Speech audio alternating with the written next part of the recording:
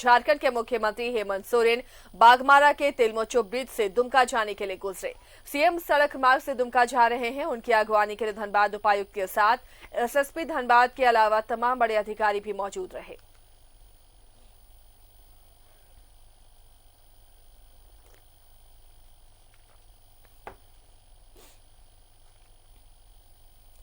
सरताज जाने के दौरान सीएम हेमंत सोरेन का काफिला धनबाद के गोविंदपुर स्थित वेटलॉक ग्रीन भी पहुंचा। यहां पर सीएम कुछ देर के लिए रुके, रिफ्रेशमेंट यहां पर लिया।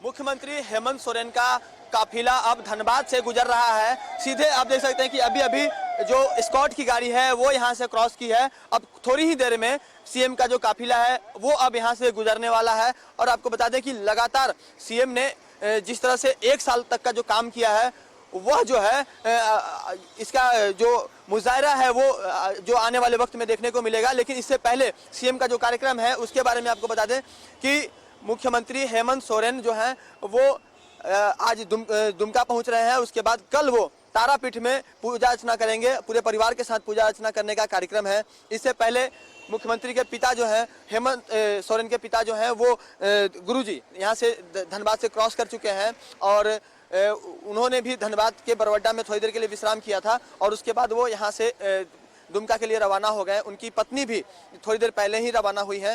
तो अब जो है सीएम का काफिला कुछ ही देर में गुजरने वाला है। चूँकि जैसे जो कार्यक्रम था, अगर हम धनबाद जिला प्रशासन की बात करें तो पूरी तरह से धनबाद जिला प्रशासन ने सुबह से ही सुरक्षा के चाक चौबंद व्यवस्था कर रखी थी। तमाम जगहों पर ट्रैफिक पुलिस के साथ साथ जवानों को के साथ साथ जो पुलिस पदाधिकारी है एएसआई और एएसआई को तैनात किया गया था ताकि किसी भी परिस्थिति में कोई भी जो चूक है सुरक्षा में वो ना होने पाए। और धनबाद जिले के जो तमाम वरीय अधिकारी हैं, खासकर जिले के जो उपायुक्त हैं, वो यहाँ से तिलमचो ब्रिज से ही और जो एसएसपी हैं दोनों ही बड़े अधिकारियों ने तिलमचो ब्रिज पर सीएम को रिसीव किया है। और सामने से जो काफिला आ रहा है वह मुख्यमंत्री हेमंत सोरेन का है और ये जो लोग हैं वो उन्हें देखने के लिए यहाँ पर रुके हैं। और सीएम का काफिला ठीक अब यहाँ से गुजरता हुआ, जो कि सीएम का जो कार्यक्रम है सीधे यहाँ से दुमका जाने का है। हालांकि यहाँ पर रुककर उन्हें गार्ड ऑफ ऑनर देने का भी कार्यक्रम था तो जो कि नहीं हो पाया। जो सामने में ये जो कारकेट गुजर रही है मुख्यमंत्री हेमंत सोरेन की और ये जो गाड़ी है इसी में मुख्यमंत्री यहाँ से क्रॉस कर रहे हैं। और जो मुख्यमंत्री का काफिला है अब यहाँ से धनबाद सर्किट हाउस से क्रॉस करते हुए सीधे जो है सड़क मार्ग से दुमका के लिए रवाना हो रहा है। और धनबाद जिला प्रशासन ने वो तमाम देख सकते हैं कि किस तरह से एम्बुलेंस के साथ साथ एसएसपी और जो अन्य गाड़ियां हैं जिले के उपायुक्त की भी गाड़ियां हैं वो तमाम गाड़ियां जो है स्कॉट की हैं वो यहां से क्रॉस हो रही हैं। और एक नहीं बल्कि दो एम्बुलेंस कारकेट के साथ में है, अग्निशमन विभाग की गाड़ियां साथ में है, साथ ही जो अन्य पुलिस बल की गाड़ियां हैं वो यहाँ से क्रॉस कर रही हैं। तो धनबाद जिला प्रशासन ने पूरी कोशिश की है। सुबह से ही यहाँ पर जो व्यवस्था थी, सुरक्षा व्यवस्था थी, वो चाक चौबंद रखी गई थी ताकि किसी भी तरह से सुरक्षा में किसी तरह की कोई कमी ना रहे। और यहाँ से अब जो काफिला है वो सड़क मार्ग होते हुए खासकर NH 19 पर पहुंचेगा, जीटी रोड जिसे पुराना जीटी रोड कहा जाता है। और वहाँ पर गोविंदपुर पहुँचने के बाद गोविंदपुर साहेबगंज मार्ग से सीधे दुमका के लिए सीएम का जो काफिला है वो यहाँ से रवाना होगा। और कल ही सीएम जो है वो तारापीठ में जाकर माता का दर्शन करेंगे और परिवार के अन्य लोग भी उसमें शामिल रहेंगे। तो यह निजी कार्यक्रम है, निजी दौरा है। हालांकि 1 साल पूरा हुआ है सरकार का और सरकार ने जिस अस्थायित्व के साथ काम किया है, कोरोना काल में सरकार ने अच्छा काम करते हुए कोरोना को परास्त करने का काम किया है। झारखंड में कोरोना की जो संक्रमण की दर है महज 0.6% रह गई है। तो कहीं ना कहीं जो सरकार ने जो अचीवमेंट हासिल किया है और जो साल भर में जो विकास हुए हैं उसके लिए कहीं ना कहीं वो माता का को धन्यवाद देंगे। और आने वाले वक्त में राज्य के तमाम जगहों पर खुशहाली आए, राज्य के जो लोग हैं वो यहाँ से कहीं ना कहीं खुशहाली पूर्वक अपना जीवन व्यतीत करें और राज्य में जो विकास के कार्य हैं वो बेहतर तरीके से हो सके, इसका वो धनबाद जिला प्रशासन ने सुबह से ही सुरक्षा के चाक चौबंद व्यवस्था कर रखी थी। तमाम जगहों पर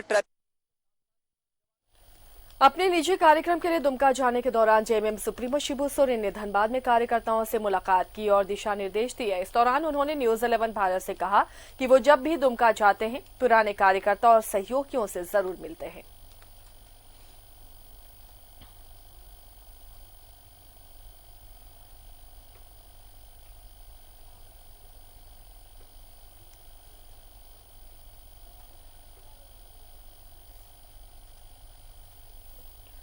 बीजेपी केंद्रीय प्रशिक्षण विभाग ने कोलकाता के कार्यकर्ता प्रशिक्षण शिविर लगाया। शहर के भूली मोड़ स्थित विद्या मंदिर प्रांगण में आयोजित ये शिविर 2 दिनों का है, जिसमें भूली मंडल के सभी कार्यकर्ता और पदाधिकारी शामिल हो रहे हैं। कार्यक्रम में मुख्य अतिथि के तौर पर विधायक राज सिन्हा मौजूद रहे।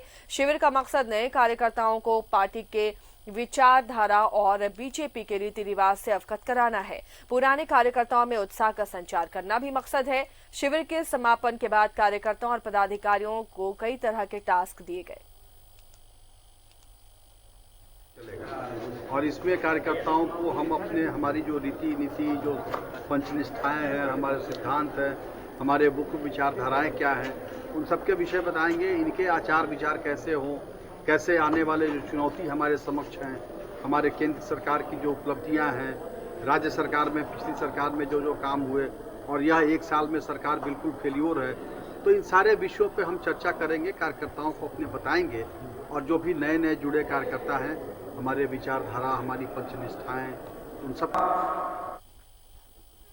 विश्व हिंदू परिषद के पूर्व जिला महामंत्री रमेश पांडे ने विधायक सरयू राय की पार्टी को ज्वाइन किया है। झरिया कार्यालय में प्रेस वार्ता कर रमेश पांडे ने बताया कि वो बीजेपी में शामिल होने गए थे, लेकिन सांसद पीएन सिंह ने उन्हें पार्टी में शामिल होने नहीं दिया।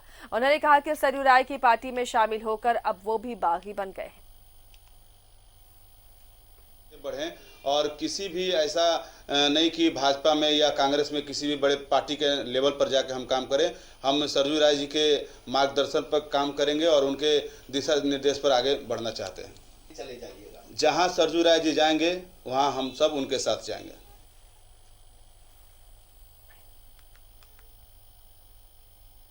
डीजल, पेट्रोल और एलपीजी की कीमतों में बेतहाशा वृद्धि के खिलाफ धनबाद जिला कांग्रेस कमेटी ने रणधीर वर्मा चौक पर पीएम मोदी का पुतला दहन किया। इस दौरान मोदी सरकार हाय हाय के नारे भी खूब लगे। वहीं कांग्रेस जिला अध्यक्ष रविंद्र वर्मा ने बताया कि मोदी सरकार में कमरतोड़ महंगाई से किसान, मजदूर समेत हर वर्ग परेशान है। मोदी सरकार गरीबों को कुचलना चाहती है।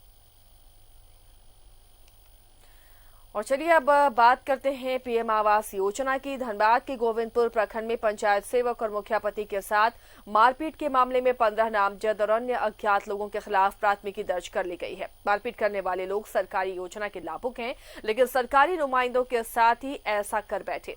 आखिर क्या है वजह और कैसे उन्होंने कानून को अपने हाथ में लिया, देखिए इस रिपोर्ट में। ये है जमडीहा गांव का नजारा, जो जिला मुख्यालय से लगभग 20 किलोमीटर की दूरी पर स्थित है। इस पंचायत में प्रधानमंत्री आवास योजना की सूची से लाभुकों का नाम हटाए जाने की जांच करने पहुंची टीम के सामने शुक्रवार को जमकर बवाल हुआ। लाभुकों ने पंचायत सचिव अवधेश कुमार, मुखिया पति गंगाधर राय के साथ दुर्व्यवहार किया। स्थिति इतनी बिगड़ गई कि बीडीओ संतोष कुमार थाना प्रभारी सुरेंद्र कुमार सिंह को लेकर जामडीहा पहुंचे और मामले को शांत किया। सुन लीजिए ग्रामीणों के आरोप। पंचायत सेवक और डायरेक्टर सर और ब्लॉक के कोऑर्डिनेटर आए हुए थे, ठीक है। तो उसमें हम लोगों को मतलब पता चला कि ब्लॉक से सबका पीएम आवास से नाम हटा दिया गया है। क्यों हटाया गया है उसके विषय में तो हम लोगों को किसी को जानकारी नहीं दिया है कि क्यों सेक डाटा से हटा दिया गया है। लेकिन जब ग्रामीण पूछता है कि आपका मतलब प्रधानमंत्री आइए फोटो ले रहा था, पंचायत सेवक था, डायरेक्टर सर थे और ब्लॉक के कोऑर्डिनेटर गौरी शंकर थे, उन लोग को पूछा गया कि ये फोटो किस चीज़ का हो रहा है, तो नहीं बताया। वहाँ बताने मतलब पूछने लगा तो नहीं बताया। तब वहाँ पे व्यक्ति आक्रोश हुआ कि आखिर क्या कारण है। तो ग्रामीण उसके पीछे चलने लगे कि आखिर कहीं माजरा समझ में आ ही जाता है। तो वो चलते गया। फिर वहाँ देखा कि हम लोगों को सूचना मिला कि इसके सेक डाटा से हटा दिया गया और फर्जी आम सभा हुआ है। यहाँ पे जो आम सभा हुआ था वो सरासर फर्जी था।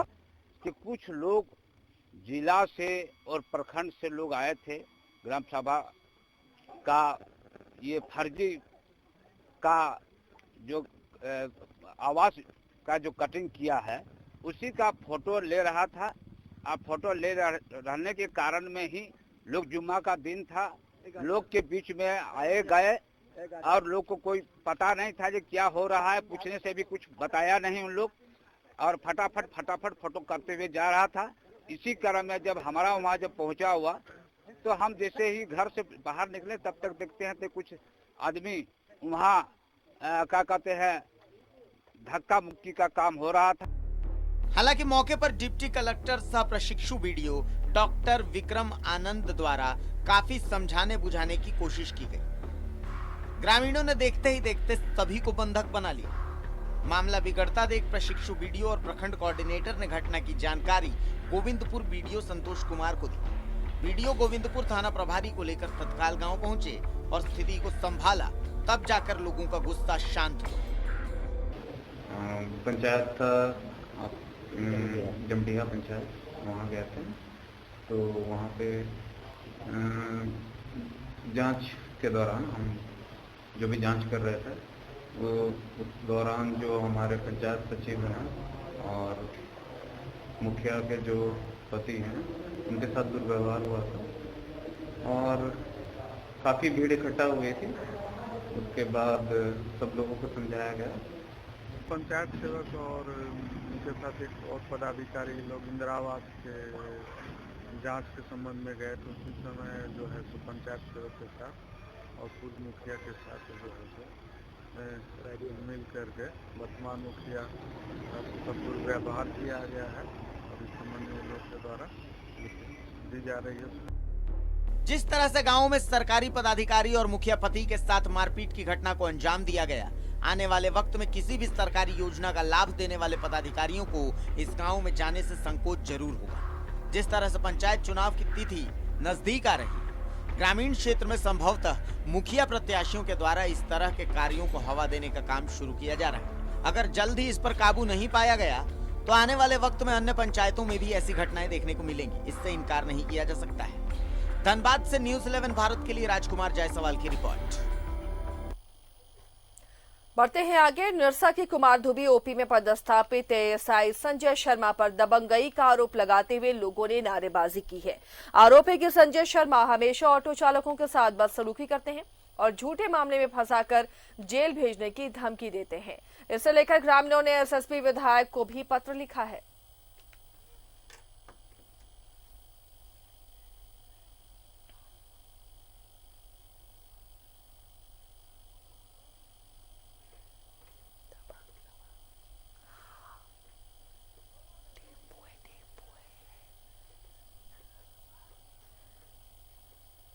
लगा हुआ रहता है तो वहाँ नंबरिंग से सबको खोलता है और टेम्पो के आर में ही लोग ताश हल्का पल्का जुआ वगैरह खेलते रहता है। उसमें जाके शर्मा जी बोले हैं यहाँ पर जुआ मत खेलो, ताश यहाँ पर मत खेलो, अगर तुम लोग खेलेगा तो यहाँ स्टैंड हम नहीं। एक छोटे से ब्रेक के लिए रुकते हैं, जल्द लौटेंगे कुछ और खबरों के साथ।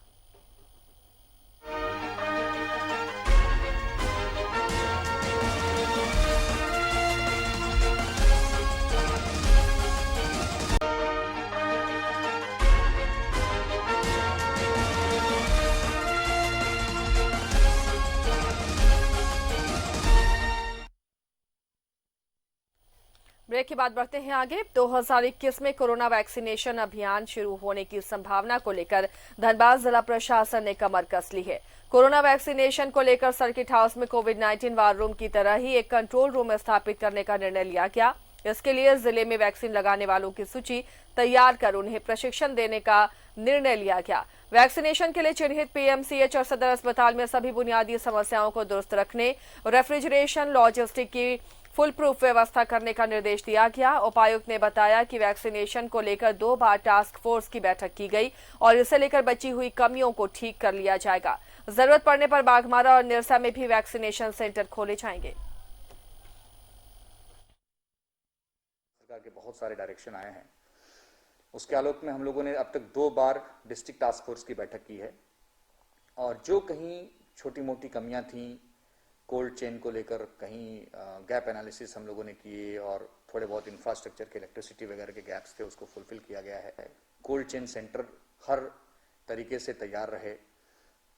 इसके अलावा अभी हम लोगों ने पीएमसीएच और सदर अस्पताल को कोविड वैक्सीनेशन के लिए सेंटर के लिए चिन्हित किया था, लेकिन चूंकि हमारे पास कोविड वर्कर्स जो फ्रंट लाइन वर्कर्स हैं काफ़ी ज़्यादा संख्या में हैं, तो हम लोगों ने ये भी सोचा हुआ है कि आने वाले समय में यदि आवश्यकता पड़ी तो बाघमारा और अन्य निरसा जैसे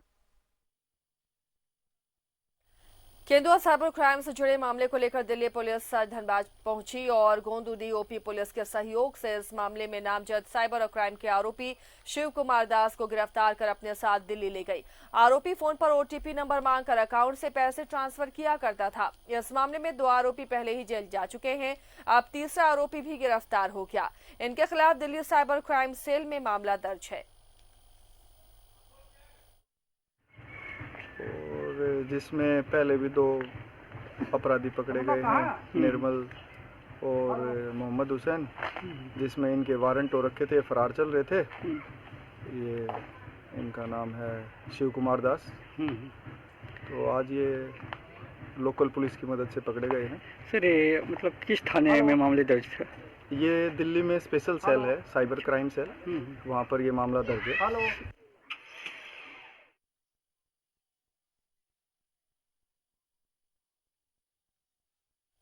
धनबाद जिले के ऑटो चालकों ने प्रशासन के खिलाफ किराए के मसले पर आंदोलन का बिगुल फूंक दिया है।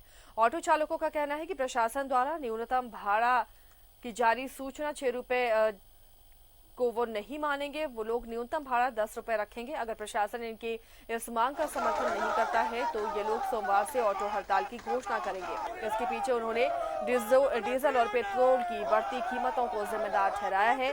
इसी मुद्दे को लेकर चालकों ने रेलवे स्टेशन रोड में नारेबाजी की, प्रदर्शन किया, जहां से जुलूस की शक्ल में ऑटो चालकों ने रेलवे स्टेशन चौक पहुंचकर प्रशासन के सामने अपनी मांगे भी रखी। इसलिए कर रहे हैं क्योंकि आज पेपर में जो छपा है राज्य सरकार चाहे प्रशासन की तरफ से कि न्यूनतम भाड़ा 6 रुपया लिया जाएगा, हम लोग उसका विरोध करते हैं और वो जो 10 रुपया हम लोग लोकल भाड़ा चला रहे हैं वही हम लोग मान रखेंगे। अगर जिला प्रशासन इसमें एग्री है तो ठीक है, हम उनसे वार्ता करेंगे। अगर उनके लिए कोई वार्ता नहीं करते हैं, अगर नहीं तैयार है तो हम लोग उनसे कोई वार्ता करेंगे। खबर निरसा की, जहां कुमारदुबी क्षेत्र के फीटर लाइन में समाज सेवी और शिवली बाड़ी दक्षिण पंचायत समिति सदस्य मधु सिंह ने कड़ाके की ठंड को देखते हुए जरूरतमंदों के बीच कंबल का वितरण किया। कोयलांचल धनबाद में भी कड़ाके की ठंड इन दिनों पड़ रही है। ऐसे में गरीब और जरूरतमंदों के बीच कंबल का वितरण करना किसी राहत से कम नहीं। फीटर लाइन में कुछ लोग बोले कि यहाँ पे जो गरीब लोग हैं उनको कुछ कंबल बंटवा दिया जाए, तो हम आके बांट दिए। बस इतना ही था कि जो स्टार्ट हुआ ठंड तो उसमें ज़रूरत था तो हम नाम तुम्हारा?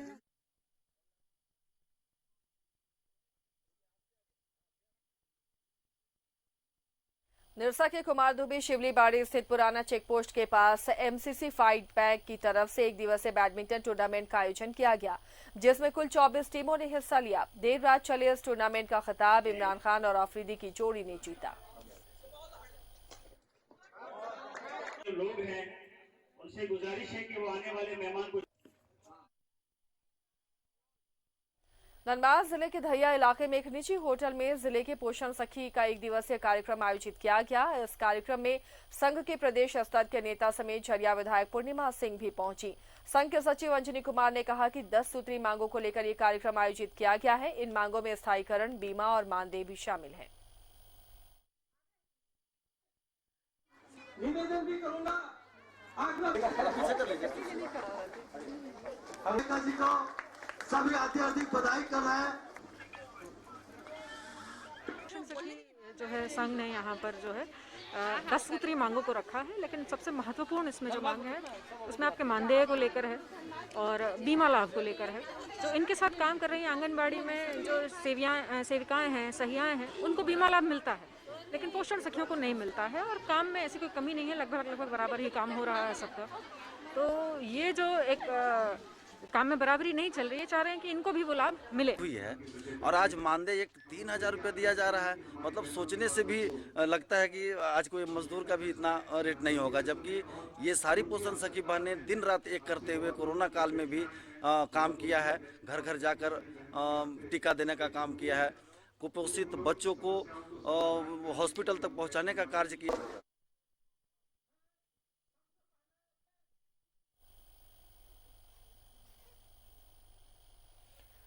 बागबारा से खबर मिल रही है, सीएमपीडीआई वाहन पर हुई गोलीबारी के मामले में मधुबन बस्ती के पास ये गोलीबारी हुई थी और इस वारदात में शामिल 2 लोगों को पुलिस ने पकड़ लिया है। हिरासत में ले गए आरोपी दीपक चौहान और राजेंद्र चौहान हैं।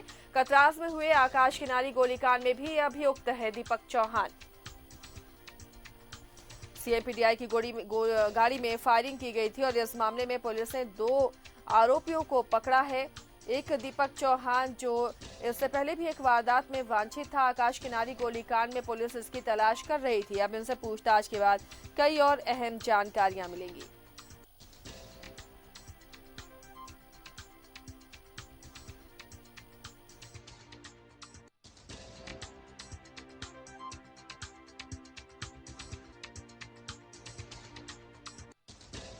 शामिल 2 लोगों को पुलिस ने इस मामले में पकड़ा है।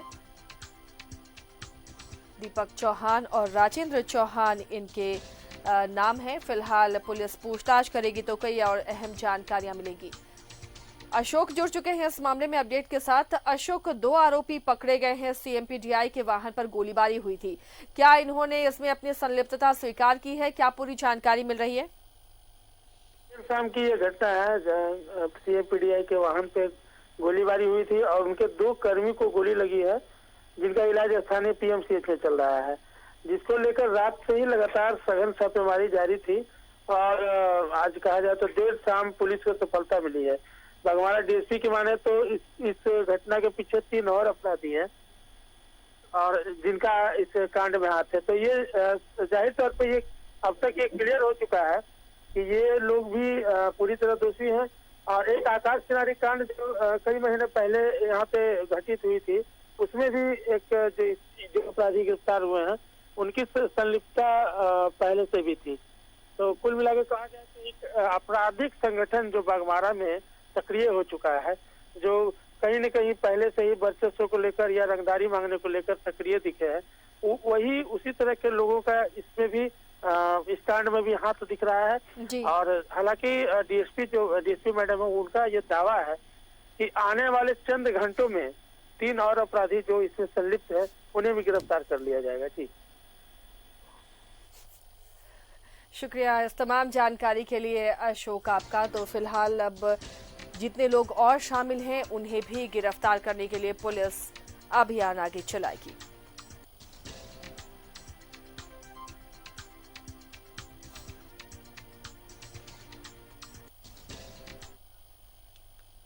मुख्यमंत्री हेमंत सोरेन का धनबाद के जाने माने उद्योगपति और जेएमएम नेता अमितेश सहाय ने विडलॉक में स्वागत किया। जेएमएम नेताओं से बातचीत करते हुए सीएम ने झरिया में कल हुई महिला की मौत पर संवेदना जताई। सीएम 23 दिसंबर को झरिया पुनर्वास जेडा की समीक्षा करेंगे। इस मामले में सीएम कोल इंडिया के बड़े अधिकारियों से भी जवाब तलब करेंगे।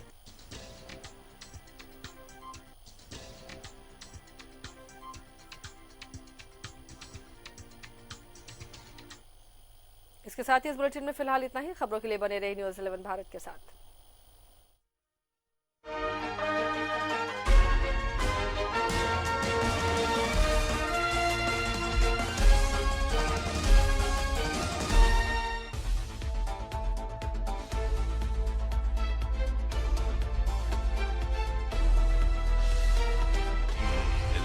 सच है।